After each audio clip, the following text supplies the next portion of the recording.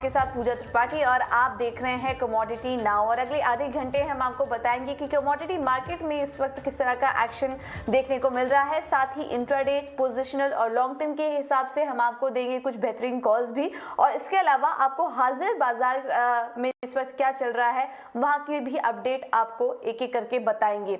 लेकिन इस वक्त की सबसे बड़ी खबर, ब्रेंट क्रूड में एक बड़ा उछाल देखने को मिल रहा है और ब्रेंट अब $110 के पार आ चुका है।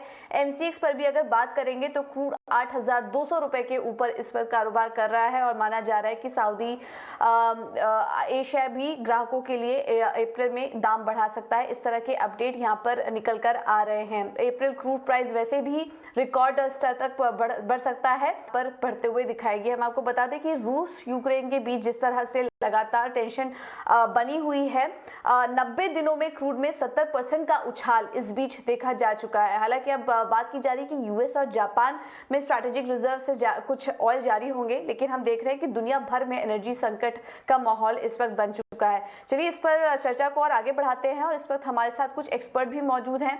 पृथ्वी फिनमार्ट से मनोज जैन इस वक्त हमारे साथ मौजूद हैं। इसके अलावा धर्मेश भाटिया भी हमारे साथ मौजूद हैं इस वक्त एमिरेट्स एनबीडी से, और एसएमसी ग्लोबल से वंदना भारती भी इस वक्त हमारे साथ मौजूद हैं। आप तीनों का ही बहुत बहुत स्वागत है इरीना स्वदेश पर। धर्मेश जी, सबसे पहले तो आपके पास आना चाहेंगे और क्रूड पर आपका एक व्यू लेना चाहेंगे। इस वक्त जिस तरह की रफ्तार देखने को मिल रही है कच्चे तेल में, आपका क्या व्यू बन रहा है और कौन कौन से लेवल आगे देखने को मिलेंगे, क्योंकि ऑलरेडी 110 अब दिखा चुका है, तो आगे इसमें और कितनी तेजी देखने को मिल सकती है? Good morning. देखिए, अगर कच्चे तेल की बात करें तो इनफैक्ट पिछले हफ्ते भी ये शो में मैंने कहा था कि मार्केट में और यहाँ पे क्षमता है $10 बढ़ने की, और मार्केट ने ये $10 की एक रैली दिखा दी है। अगर आप इसको दो पार्ट में देखें तो मार्केट में जो साइकोलॉजिकल $100 का जो बैरियर था, टेक्निकली वहां पे मार्केट में शॉर्ट कवरिंग हुई है। काफी सारे शॉर्ट्स अपने पोजीशंस एग्जिट किए, इस कारणवश आपको सडन स्पाइक मार्केट में देखने मिला है। और डोमेस्टिक मार्केट की बात करें तो रुपए के कमजोर होने के कारण आपको ज्यादा पुश मिल रहा है और प्राइस 8,000 के पार हो चुका है। अभी भी मार्केट में जो जियोपॉलिटिकल टेंशन का जो रिस्क प्रीमियम है वो अभी भी इस पे एड ऑन है। इवन दो मुझे लगता है कि इन लोग अपनी जो बैरल क्षमता, जो ओपेक की मीटिंग है इसमें ये बैरल बढ़ाने की बात करेंगे, डेफिनेटली इससे मार्केट में थोड़ी सी आपको मुनाफा वसूली देखने मिल सकती है और प्राइस यहाँ से $2 से $3 की गिरावट आ सकती है। बट अभी भी जब तक मार्केट $100 के ऊपरी स्तरों पर और ये जियोपॉलिटिकल टेंशन कंटिन्यू रहेगा, मार्केट में प्राइस ऊपरी रहेगा। मैं निवेशकों को रेकमेंड करूंगा कि आप यहाँ पे मंदी ना करें, गिरावट पे बाय करें, और आगे चलते मैं एक्सपेक्ट करता हूँ कि $120 के लेवल भी आपको शॉर्ट टर्म में देखने मिल सकते हैं अगर ये जो अनस्टेबिलिटी मार्केट में रहेगी। तो बाय ऑन डिप की स्ट्रैटेजी रहेगी मेरी, और अंतरराष्ट्रीय मार्केट से 120 और डोमेस्टिक मार्केट की बात करें तो प्राइस 9,000 के पार भी हो सकता है।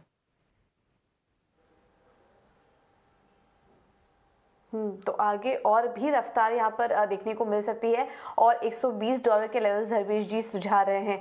इनफैक्ट जो रिपोर्ट्स भी इस पर आ रही हैं, गोल्डमैन सैक्स की रिपोर्ट आई, मॉर्गन स्टैनली, जेपी मॉर्गन ने भी अपनी रिपोर्ट जारी की और कंसेंसस यहाँ पर यही निकल कर आ रहा है कि उन्होंने भी जो क्रूड का लक्ष्य है वो बढ़ा दिया है।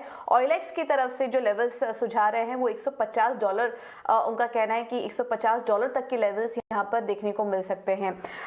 मनोज जी, आपसे भी व्यू लेना चाहेंगे क्रूड पर ही, आपका क्या सेंस बन रहा है और मौजूदा माहौल में किस तरह की रणनीति आप सुझाने की राय देंगे? आपको कौन से लेवल्स अभी शॉर्ट टर्म में दिखाई दे रहे हैं? Good morning. यहाँ बिल्कुल मैं भी धर्मेश से इत्तेफाक रखता हूँ। जिस तरह से जो सप्लाई के कंसर्न्स बने हुए हैं और जियोपॉलिटिकल टेंशंस देखने को मिल रहे हैं, Russia being one of the largest exporter of crude oil, तो वहां पे इकोनॉमिक सैंक्शंस लगने के चलते यहाँ पे कच्चे तेल की कीमतों में लगातार बढ़त देखने को मिल रही है। हालांकि आज ओपेक की मीटिंग भी है और वहां से कुछ उत्पादन में बढ़ोतरी के संकेत मिल सकते हैं, लेकिन जिस तरह से ग्लोबल सप्लाई शॉर्टेजेस यहाँ पे बनी हुई है और पोस्ट पेंडेमिक जो डिमांड में बढ़ोतरी देखने को मिल रही है, उसके चलते जो एनर्जी के प्राइसेस है वो मजबूती के साथ जो है वो इंटरनेशनल मार्केट में ट्रेड कर सकते हैं। आज ओपेक की मीटिंग के चलते एक हल्की मुनाफा वसूली देखने को मिल सकती है, लेकिन हमारा मानना है कि WTI की जो कीमतें हैं उसमें $100 से $104 के रेंजेस में यहाँ स्ट्रॉन्ग सपोर्ट देखने को मिलेंगे। गिरावट में अभी यहाँ बाइंग की रणनीति करके चलना चाहिए। $113 यहाँ पे एक इमीडिएट रेजिस्टेंस है और अगर ये लेवल पार होते हैं तो फिर यहाँ $124 तक के लेवल्स भी जो है वो देखने को मिल सकते हैं। तो ओवरऑल ट्रेंड पॉजिटिव है, शॉर्ट सेलिंग से बचना चाहिए। अगर कोई शॉर्ट सेल कर भी रहा है तो विदाउट स्टॉप लॉस के साथ यहाँ नहीं करना चाहिए। मेरा मानना है कि भारतीय बाजारों में 7,650 क्लोजिंग बेसिस पर अब यहाँ स्ट्रॉन्ग सपोर्ट्स रहेंगे। कीमतें अगर यहाँ 8,250 के ऊपर सस्टेन होना स्टार्ट होती है तो फिर 8,600 और 9,000 तक के लेवल्स जो आने वाले समय में देखने को मिल सकते हैं। तो क्लियरली यहाँ पे ट्रेंड काफी पॉजिटिव है, शॉर्ट सेलिंग अवॉइड करना चाहिए। जो भी डिप मिले उसको एक बाइंग की अपॉर्चुनिटी के तौर पर देखना चाहिए। बिल्कुल, तो मनोज जी का भी यही मानना है कि कोई भी डिप मिले आप खरीदारी की रणनीति अपनाइए यहाँ पर, और ओवरऑल जो ट्रेंड है वो बढ़त का ही दिखाई दे रहा है इस वक्त क्रूड में। वंदना जी, आपसे भी एक व्यू लेना चाहेंगे। ओवरऑल ट्रेंड तो हम देख रहे हैं कि बढ़त का ही है, आगे और भी तेजी जारी रहेगी, लेकिन इस बीच उतार चढ़ाव भी काफी देखने को मिल रहा है। जिस तरह के छोटे छोटे अपडेट पर क्रूड जिस तरह से रिएक्ट करता हुआ नजर आ रहा है, इस पर ट्रेडर्स को आप क्या सलाह देंगी, क्योंकि काफी रिस्की ट्रेड भी बन चुका है इस वक्त। तो कोई रिस्क अगर लेना है किसी ट्रेडर को तो उनको किस तरह का सुझाव देंगे, और लेवल्स आप क्या देख रही हैं क्रूड में? जी पूजा, पहले तो कुछ फैक्ट्स पे यहाँ पे ध्यान में रखना होगा, क्योंकि अब जो बैन है ये इंटेंसिफाई हो रहा है। जैसे जैसे इंटेंसिफाई होगा वैसे वैसे प्राइसेस ऊपर की तरफ रहेंगे। तो पहले कंट्रीज यहाँ पे शामिल थे, अब रिसेंटली अभी लेटेस्ट अपडेट है जैसे कि एप्पल ने कहा है कि वो प्रोडक्ट यहाँ पे सेल नहीं करेंगे।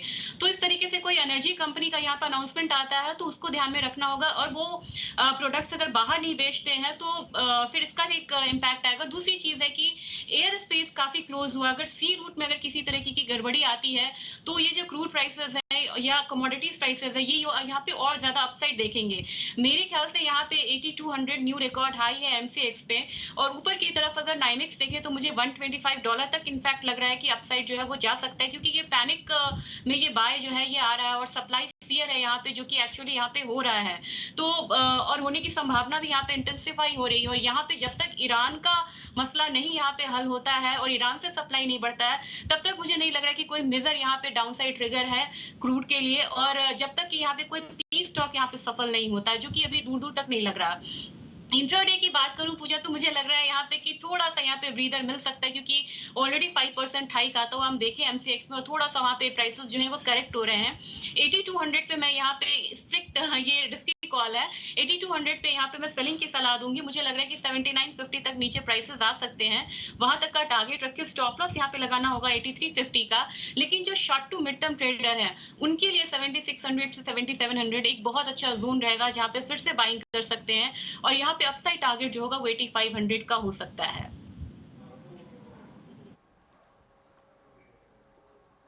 अपसाइड टारगेट 8500 के मिल रहे हैं, लेकिन जैसे कि मनोज जी ने भी सुझाया, वंदना भी सुझा रही हैं कि स्टॉप लॉस जरूर बना के चले, और ट्रेडिंग की रणनीति भी आपको सुझा दी गई है।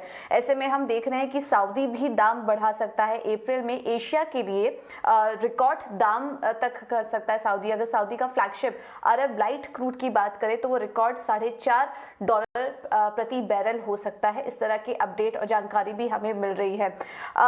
धर्मेश जी, आपसे इसी पर एक सवाल होगा, अगर सऊदी अप्रैल में क्रूड के दाम में और ज्यादा बढ़त करता है एशियाई मार्केट के लिए, तो फिर इससे पेन और कितना बढ़ सकता है? देखिए, ये डेफिनेटली मौका होगा इनके लिए प्राइस बढ़ाने के लिए, क्योंकि इनको प्रॉफिटेबल ज्यादा होगा। अगर आप सारे देश देखें, ओपेक नॉन ओपेक देखें, उन्होंने क्या किया है, जब मार्केट में जब कोविड आया था तब उन्होंने क्या किया कि स्टेबिलिटी करने के लिए इन्होंने अपनी प्रोडक्शन कम कर दी थी। प्रोडक्शन कम करने के वजह से मार्केट में काफी अच्छी प्राइस में बढ़ोतरी देखने मिली है। अभी जो प्रीमियम इतना हाई हो चुका है तो सब देश मुनाफा वसूली करना चाहते हैं, क्योंकि जितना ज्यादा प्रोडक्शन करेंगे उतना ज्यादा इनको मुनाफा होगा। पर अभी ज्यादा मुनाफा बढ़ा नहीं सकते प्रोडक्शन, क्योंकि इनको एक ट्रीटी है, ये ट्रीटी के अगेंस्ट में नहीं जाएंगे, क्योंकि अगर ये प्रोडक्शन बहुत ज्यादा बढ़ा देते नो डाउट इनको काफी अच्छा मुनाफा होगा, बट बाकी सारे देश इन पर रिवर्ट कर सकते हैं। तो ये क्या करेंगे, अभी अपना प्राइस बढ़ाएंगे। तो ये एक स्ट्रैटेजिक मूव है। डेफिनेटली इसे बहुत बड़ा इंपैक्ट नहीं होगा प्राइस में, बट स्टेबिलिटी रहेगी मार्केट में। बट ये जो अगर रिस्क प्रीमियम अगर हिट होता है, जो पॉलिटिकल रिस्क अगर ये खत्म नहीं होगा, तो डेफिनेटली स्पेशली देश इंडिया, चाइना, ये जो डेवलपिंग कंट्रीज है, इन्हें काफी बड़ा इंपैक्ट हो सकता है, क्योंकि डॉलर भी बढ़ेगा और कच्चा तेल भी बढ़ेगा। तो दोनों जगह से ट्रेड डेफिसिट होगा, और रुपए मुझे लगता है कि ये 77 तक के स्तर में दिखा सकता है। जिस रफ्तार से तेल बढ़ रहा है, जिस रफ्तार से सोना बढ़ रहा है, तो उस रफ्तार से रुपया भी वीक होगा और मैं एक्सपेक्ट करता हूँ कि वीकनेस जारी हो सकता है। और मैं रेकमेंड करूंगा एक्सपोर्ट्स इंपोर्टर को कि अपनी डॉलर पोजीशन हेज करके चले, कहीं ना कहीं 50-60 पैसे की वॉलेटिलिटी आपको देखने मिल सकती है। बिल्कुल ठीक है। तो ये तो व्यू एक क्रूड पर निकल कर आया और ओवरऑल ट्रेंड जो दिखाई दे रहा है वो तो इस वक्त तेजी का ही है और कुछ लेवल्स भी आपको यहाँ पर सुझा दिए गए हैं, ट्रेडर्स के लिए भी रणनीति यहाँ पर बता दी गई है। लेकिन ये जो टेंशन का माहौल चल रहा है ग्लोबली, इसका असर हम देख रहे हैं कि मेटल्स पर भी काफी ज्यादा देखने को मिल रहा है। हम देख रहे हैं कि सोने में भी एक काफी ज्यादा तेजी देखी गई है, एक साल में रिकॉर्ड ऊंचाई सोने में भी देखी गई और 2022 में ही अगर अभी तक बात करें जनवरी से लेकर अभी तक तो करीब 6% की बढ़त यहाँ पर सोने में भी देखने को मिल चुकी है। जिस तरह से लगातार वेस्टर्न कंट्रीज रशिया पर सैंक्शंस भी लगाते जा रही हैं, उसका भी असर यहाँ पर हम देख रहे हैं कि सोने में काफी ज्यादा देखने को मिल रहा है। धर्मेश जी, आपसे सोने पर व्यू लेना चाहेंगे। सोने में भी कल एक भारी तेजी देखने को मिली थी, आज हालांकि उसमें हल्की नरमी आई है, लेकिन ओवरऑल ट्रेंड आपको यहाँ पर कैसा देखने को मिल रहा है? देखा, सोने की बात करें तो सोने में अगर आप लास्ट 6 महीने का डेटा निकालें तो 1800 और 1900 के रेंज में ट्रेड हो रहा था। अभी पॉलिटिकल टेंशन के कारण अभी 1900 के ऊपरी स्तरों पर ट्रेड हो रहा है, बट ये 2000 का स्तर ब्रेक नहीं कर रहा है। मैं कंप्लीटली चार्ट के हिसाब से जा रहा हूँ क्योंकि अगर आप देखिए इतना सारा जियोपॉलिटिकल टेंशन आ रहा है, बट सोने में इतनी बड़ी तेजी आई नहीं अब तक। मार्केट इसी चिंता में ट्रेड हो रहा है। तो जैसे ही टेक्निकली 2000 का स्तर ब्रेक करेगा और या तो और बड़ी जियोपॉलिटिकल टेंशन अराइज होगी तो मेरे हिसाब से ये तेजी बरकरार रहेगी। और डोमेस्टिक मार्केट की बात करें तो मुझे लग रहा है कि 52,000 के स्तर शीघ्र ही ब्रेक करेगा। फंडामेंटली टेक्निकली दोनों साइड से काफी बुलिश है सोना, बट अगर कोई स्पेक्युलेटर्स है जिन्हें काफी बड़ी स्पेकुलेशन करनी है तो मैं रेकमेंड करूंगा कि आप चांदी में स्पेकुलेट करें, क्योंकि चांदी अभी भी आउट परफॉर्म नहीं कर पा रहा है और ये 22 से 25 के स्तर, मार्केट $22 से $25 मैक्सिमम ऊपरी स्तरों पर ब्रेक नहीं कर पा रहा। जो डोमेस्टिक मार्केट की बात करें तो अराउंड 67,000 के लेवल्स पे, तो ये शीघ्र ही 70,000 के लेवल्स आपको दिखा सकता है। तो मैं रेकमेंड करूंगा आप चांदी में बेट करिए अगर आपको स्पेकुलेटिव मूव करना है, बट अगर आपको long term slow and steady move करना है तो आप सोने में कर सकते हैं। बट सोने में अराउंड 2000 के स्तर ब्रेक करने की गुंजाइश काफी हाई है। अगर ये ब्रेक करता है तो शॉर्ट कवरिंग होगी मार्केट में और प्राइस यहाँ से $200-300 बढ़ सकता है। जो डोमेस्टिक मार्केट की बात करें तो अराउंड 53,000 से 55,000 के स्तर भी दिखा सकता है।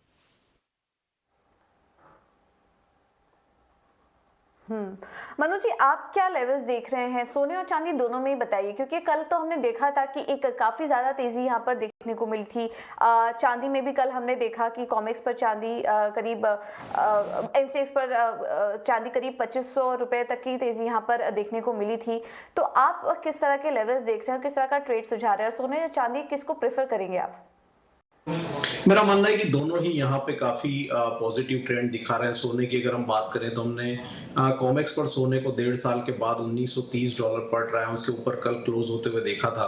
चांदी की कीमतें भी $25 के ऊपर क्लोजिंग देती हुई नजर आई। हालांकि डॉलर इंडेक्स में जो मजबूती देखने को मिली थी उसके चलते एक हल्की मुनाफा वसूली आज देखने को मिल रही है, लेकिन जियोपॉलिटिकल टेंशंस के चलते और जो रिस्कियर असेट्स में सेलिंग देखने को मिल रही है वो कहीं ना कहीं सोने और चांदी की कीमतों को सपोर्ट करती रहेगी। दूसरा, कच्चे तेल की कीमतों में रिकॉर्ड बढ़त देखने को मिल रही है और वहां से भी सोने और चांदी को सपोर्ट मिलेगा।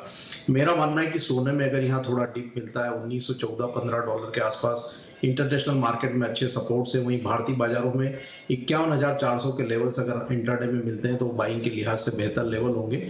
51,100 का एक क्लोजिंग स्टॉप लॉस लगा के ऊपर में 52,200 तक के लक्ष्य रखे जा सकते हैं। 1970 यहाँ पे इमीडिएट टारगेट जो है वो कॉमेक्स में लगता है, उसके ऊपर फिर यहाँ 2000 तक के लेवल्स भी देखने को मिल सकते हैं। वहीं चांदी की अगर बात करें तो हमने यहाँ $25 के ऊपर कीमतों को निकलते हुए देखा और यहाँ भी मजबूती देखने को मिल रही है। आज डॉलर इंडेक्स की मजबूती के चलते हल्की मुनाफा वसूली है। मेरा मानना है कि 67,200 के लेवल्स अगर यहाँ आते हैं तो वो भी बाइंग के लिहाज से बेहतर रेंज होगी। 66,100 का स्टॉप लॉस लगा के यहाँ भी लॉन्ग करना प्रेफर करेंगे।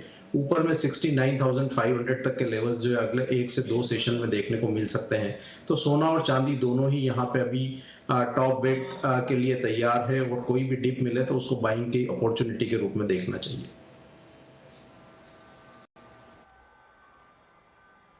ठीक है, तो सोने और चांदी दोनों में ही व्यू अच्छा दिखाई दे रहा है। कोई भी डिप मिले यहाँ पर भी खरीदारी करने की राय, लेवल्स भी आपको बता दिए गए। चलिए कच्चे तेल पर और भी व्यू ले लेते हैं और इस वक्त हमारे साथ फोन लाइन के जरिए एनर्जी एक्सपर्ट नरेंद्र तनेजा जी भी जुड़ चुके हैं। नरेंद्र जी, बहुत बहुत शुक्रिया इटीना स्वदेश को समय देने के लिए। आपसे व्यू लेना चाहेंगे इस वक्त जिस तरह का माहौल बन रहा है, ग्लोबली टेंशन बढ़ती जा रही है, ऐसे में एनर्जी मार्केट के लिए कितना बड़ा पेन बन चुका है ये सब, और आगे आप क्या देख रहे हैं और दिक्कतें और कितनी बढ़ सकती हैं?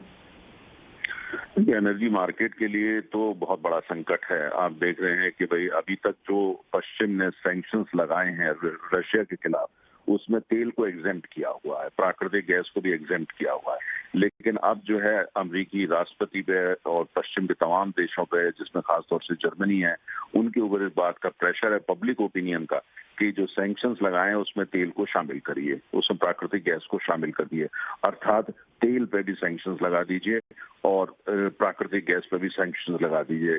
तो अगर सैंक्शंस लगती हैं पश्चिम की, तो लगभग 80 लाख बैरल तेल रूस से रोजाना अंतर्राष्ट्रीय बाजार में आता है, वो बंद हो जाएगा। तो अगर 80 लाख बहुत बड़ी संख्या है, अगर इतना बड़ा तेल जो है वो सप्लाई जो ग्लोबल सप्लाई चेन है उसके अंदर से गायब हो जाएगा, तो फिर जाहिर है कि मार्केट जो है उसमें रिएक्ट करेगी और कीमतें बहुत ऊपर जाएंगी।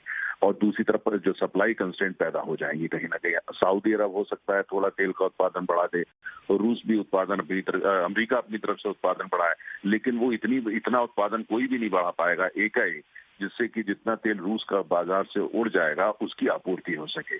तो लिहाजा जाहिर है कीमतें ऊपर जाएंगी। दुनिया कोविड से बाहर आ रही है, तेल की डिमांड बढ़ रही है। स्वयं भारत में आप देख लीजिए तेल की डिमांड बढ़ रही है और भारत तो दुनिया का तीसरा सबसे बड़ा बाजार है तेल का। तो कुल मिलाकर के तेल की कीमतें आपने देखा है पिछले 24 घंटे में कहाँ पहुंची हैं, उछल के जो है ऊपर जा रही हैं। और मुझे लगता है आश्चर्य की बात नहीं होगी अगर कच्चे तेल की कीमत आने वाले चंद दिनों के अंदर ही जो वो $125 तक पहुंच जाए, क्योंकि युद्ध अभी खत्म हो जाएगा यूक्रेन में भी, ऐसे आसार दिख नहीं रहे। और दूसरी तरफ रूस का रवैया जो है वो और जो है कड़ा होता जा रहा है, सख्त होता जा रहा है। तो ऐसे में सबसे ज्यादा जिसको बोलना चाहिए आम आदमी की भाषा में, पिटाई जिसकी हो रही है वो तेल की हो रही है और प्राकृतिक गैस की हो रही है। लिहाजा कीमतें ऊपर जा रही हैं, आशंका बरकरार है, पैनिक फैला हुआ है। और जब भी पैनिक होता है तो तेल की कीमतें जो होती हैं वो एक ही दिशा में जाती है, वो है उत्तर, अर्थात कीमतें बढ़ती हैं।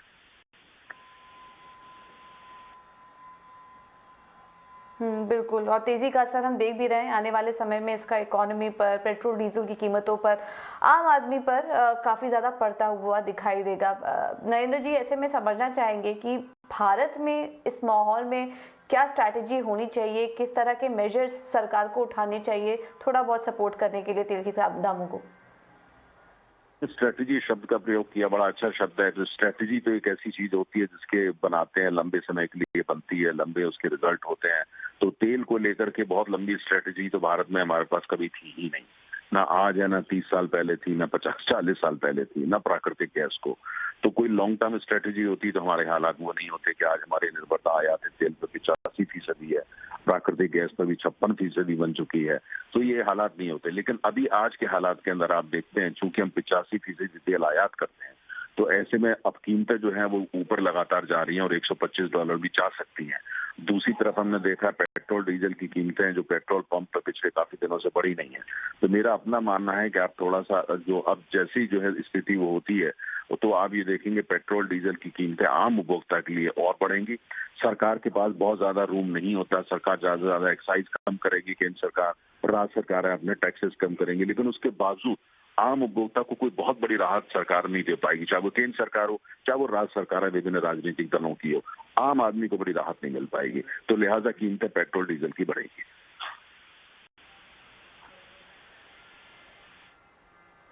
ठीक है, आने वाले समय में पेट्रोल डीजल की कीमतें यहाँ पर बढ़ने को मिल सकती हैं। नरेंद्र जी, बहुत बहुत शुक्रिया आपका समय देने के लिए और क्रूड पर, कच्चे तेल पर अपना व्यू शेयर करने के लिए बहुत बहुत शुक्रिया आपका।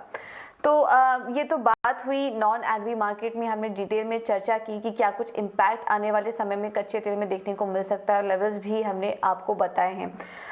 लेकिन ऐसे में एग्री मार्केट में क्या करना चाहिए, और जिस तरह के अपडेट वहां से आ रहे हैं वो भी हम आपको एक बार बता देते हैं। मेंथा ऑयल अगर इस पर देखेंगे तो 0.5% तेजी के साथ कारोबार कर रहा है। कॉटन में भी ज्यादा बारिश के कारण कीट से यील्ड कम हो गए हैं और वहां पर भी इसका असर देखने को मिल रहा है। वंदना, आपसे समझना चाहेंगे, नॉन एग्री कमोडिटी की तो हमने बात की, लेकिन एग्री कमोडिटी की अगर ओवरऑल बात करें तो क्या व्यू बन रहा है आपका, और ऐसे में कौन कौन से सेगमेंट हैं, कहां पर रणनीति बनाने की राय आप देंगी? पूजा, जिस तरीके से मेटल्स एनर्जी पे फर्क पड़ा है, वैसे हम लोगों ने एग्री में भी यहाँ पे इम्पैक्ट आता हुआ देखा, और सबसे ज्यादा जो इम्पैक्ट है वो यहाँ पे एडिबल ऑयल में देखा गया है। सनफ्लावर यहाँ पे रिकॉर्ड हाई पे, और जितने भी कमोडिटीज हैं, आपको सीपीओ देख ले, रिफाइंस हो या सारे या तो मल्टी ईयर आई है या न्यू रिकॉर्ड हाई जो है वो बन रहे हैं। और जो कंजम्पशन है वो इंटैक्ट है अभी फिलहाल यहाँ पे, और यहाँ पे अगर देखा जाए तो अभी त्योहारी जो डिमांड है वो भी यहाँ पे बनी रहेगी। तो मेरे ख्याल से यहाँ पे जो बाइंग है एग्री कमोडिटीज में, हर गिरावट पे यहाँ पे फिर से रिटर्न आ रही है। सेम जो ट्रेंड है यहाँ पे हम कॉटन में भी आता हुआ देख रहे हैं, क्योंकि सप्लायर यहाँ पे मेजर भी फिलहाल इंडिया ही है, और जो पैरिटी इंडियन पैरिटी है वो अभी भी यहाँ पे कॉम्पिटिटिव बनी हुई है। मेरे ख्याल से यहाँ पे बाइंग में रहना चाहिए, 37,130 के करीब यहाँ पे बाइंग करना चाहिए। 37,400 का एक टारगेट लेके चलना होगा। स्टॉप लॉस हम यहाँ पे लगा सकते हैं 37,000 का। दूसरी कमोडिटी यहाँ पे कपासी होगी सेम काउंटर में, मुझे लग रहा है यहाँ पे भी जो बाइंग है वो कंटिन्यू रह सकती है। 1975 के करीब यहाँ पे बाइंग करना चाहिए। 2000 तक का टारगेट रखना होगा, एक स्मॉल टारगेट लेके यहाँ पे चलेंगे, और 1965 का एक स्टॉप लॉस लगाएंगे। तीसरा जो यहाँ पे काउंटर रहेगा वो यहाँ पे ग्वार है। जिस तरीके से क्रूड और ग्वार पॉजिटिवली कोरिलेटेड है, और जिस तरीके से वहां पे रिकॉर्ड हाई देखा जा रहा है, उसका एक सपोर्ट जो है ग्वार काउंटर में भी देखने को मिला है। मेरे ख्याल से ग्वार सीट में भी यहाँ पे बाइंग करके चलना चाहिए। 5980 मार्च कॉन्ट्रैक्ट, इसमें बाइंग करके चले। यहाँ पे अपसाइड टारगेट यहाँ पे 6090 का रखे, और जो स्टॉप लॉस है ये मुझे लग रहा है कि 5940 तक का लगा के चल सकते हैं। तो ओवरऑल मुझे बाइंग लग रही है। और स्पाइसेस की बात करूं तो मुझे लग रहा है कि जीरा में थोड़ा सा करेक्शन आएगा, फिर से वहां पे बाइंग रिटर्न आएगी। तो जो एग्री काउंटर है वहां पे भी हर करेक्शन पे यहाँ पे बाइंग है। एक जो काउंटर है जो थोड़ा सा यहाँ पे स्टैटिक ट्रेड कर रहा है वो है मिंथा। मुझे लग रहा है कि ये 950 से लेके जो 1100 का मेजर जोन है उसमें ही यहाँ पे फिलहाल ट्रेड करेगा, जब तक कि बहुत बड़ी कोई एक्सपोर्ट डिमांड यहाँ पे नहीं आती है।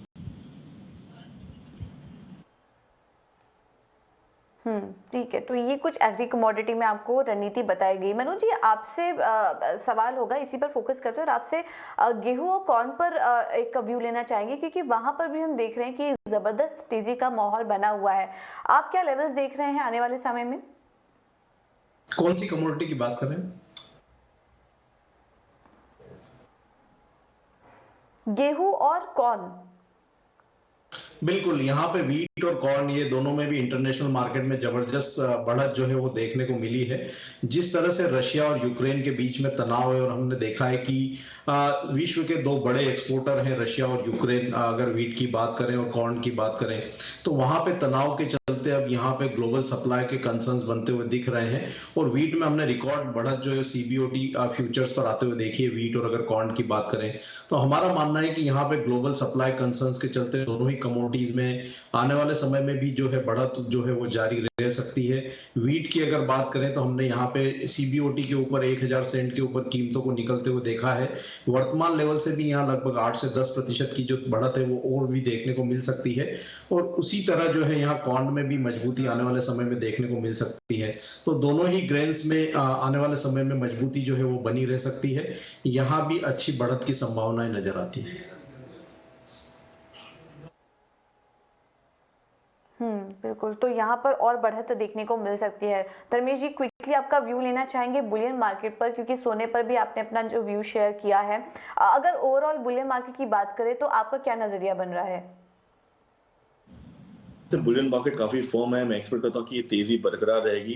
प्लस अगर आप यूएस ट्रेजरी 10 ईयर यील्ड देखें जो ऑलमोस्ट 190 पे था, 1.90 पे था, अभी 1.70 पे आ गया। अगर ये नीचे आते रहेगा तो डेफिनेटली यहाँ पे आपको सोने में तेजी मिलेगी और सोना 2000 के पार हो सकता है। तो मैं निवेशकों को रेकमेंड करूंगा सोने में आप निश्चित रहिए और होल्ड करके चलिए, गिरावट पे बाय करिए, क्योंकि जियोपॉलिटिकल टेंशन और वोलेटिलिटी आपको अच्छा मुनाफा दे सकती है। और अगर प्राइस अराउंड 2000 ब्रेक करता है तो अराउंड 2100 2150, और डोमेस्टिक मार्केट की बात करें एमसीएक्स में तो प्राइस 52,500 से 53,000 के लेवल्स आपको दिखा सकते हैं शॉर्ट टर्म में। तो बाय साइड में रहे, मुनाफे में रहेंगे।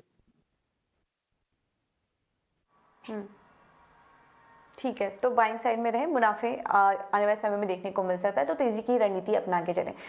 धर्मेश जी, मनोज जी और वंदना जी, आप तीनों का ही बहुत बहुत शुक्रिया हमारे साथ जुड़ने के लिए और डिटेल में कच्चे तेल पर और अन्य मेटल्स पर भी चर्चा करने के लिए बहुत बहुत शुक्रिया आप तीनों का ही। चलिए, फिलहाल कमोडिटी नाउ में मेरे साथ इतना ही, लेकिन आप बने रहिए, खबरों का सिलसिला आगे भी जारी रहेगा। नमस्कार।